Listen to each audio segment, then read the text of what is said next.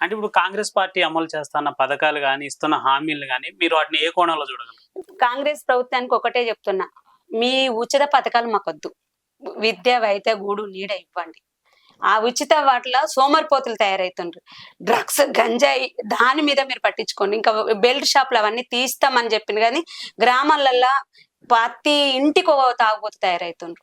దయచేసి నేను ఒక్కటే చేతులెత్తి చెప్తున్నా, కాంగ్రెస్ ప్రభుత్వం, కేంద్ర గవర్నమెంట్ ఒకటే అంటున్నా, ఈ ఈ మత్తు పదార్థాలలో తల్లి చెల్లి లాస్ట్ 60 ఏళ్ళ ముసలిది, 6 నెలల పాప నుండి 60 ఏళ్ళ ముసలి దాన్ని కూడా వదలట్లే. ఎందుకంటే ఆ మత్తులో ఉండిపోతుండ్రు. వాళ్ళు మత్తు ఇరిగిపోతే అయ్యో నేను ఇలా చేసిన అనే గ్రామాలలో ఉంది. ఒకటి వెళ్ళాను, నేను ఒక కేసుకి వెళ్ళిన, వాళ్ళ చెల్లెను పాడు చేస్తే వెళ్తే ఎందుకు తమ్మి అట్లా చేసినావు అంటే, అక్క నేను బానిస అయిపోయినా, డ్రగ్స్ గంజాయి బానిస అయిపోయినా, నా ఫ్రెండ్స్ నన్ను నాగం చేసిండ్రు. డిగ్రీ ఫస్ట్ ర్యాంక్ స్టూడెంట్ అబ్బాయి వరంగల్లో.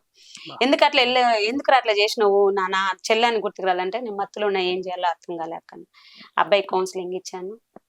మత్తు దిగింది, మళ్ళీ కాలేజీకి వెళ్తుండు.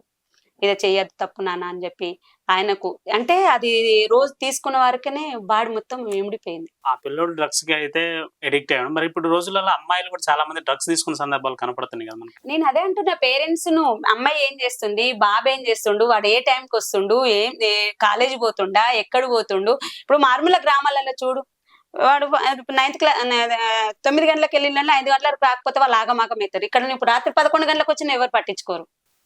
నువ్వు పేరెంట్స్ ని ఒకటే అడుగుతున్నాను నేను, పేరెంట్స్ పిల్లలను పట్టించుకోండి, పిల్లలతో టైం ఇవ్వండి. సంపాదన ఏదన్నా ఉండ, నీకు 20 ఏళ్ళ కొడుకు ఆగమేనాక నువ్వు 60 ఏళ్ళ సంపాదన ఎందుకు?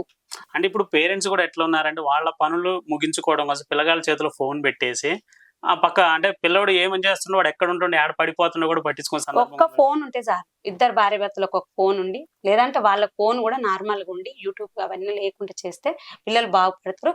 పిల్లలను యోగా, ఆట పాటలకు అని పంపియండి. అప్పుడు వాళ్ళ పిల్లలకు ఈ ఫోన్ మీద ఎక్కువ ఉండదు. ఫోన్ వల్ల 70% యవనం ఉన్న పిల్లలకు మొత్తం పాడైపోయి. పిల్లల విషయానికి పక్కన పెడితే భార్య భర్తలు కూడా చిరొక ఫోన్ పట్టుకొని దిక్కులు వేరు దిక్కులలో కూర్చొని, భార్య అంటే గౌరవం లేదు, భర్తకు భార్య గౌరవం లేదు, భార్యకు భర్త గౌరవం లేకుండా అయిపోతుంది. మేడం, మీరు గతంలో చూసుకున్నట్టయితే తెలంగాణ ఉద్యమం అప్పుడు బాగా ఫైట్ చేశారని చెప్పి కూడా మాకు తెలిసింది. అంటే ఎలా, అంటే మీకు మీ నాన్నగారు ద్వారా ఉద్యమంలోకి వెళ్ళారు? మా నాన్న ద్వారానే మళ్ళీ మా గ్రామంలో జరుగుతున్న అన్యాయం మీద నాకు ఉండేది.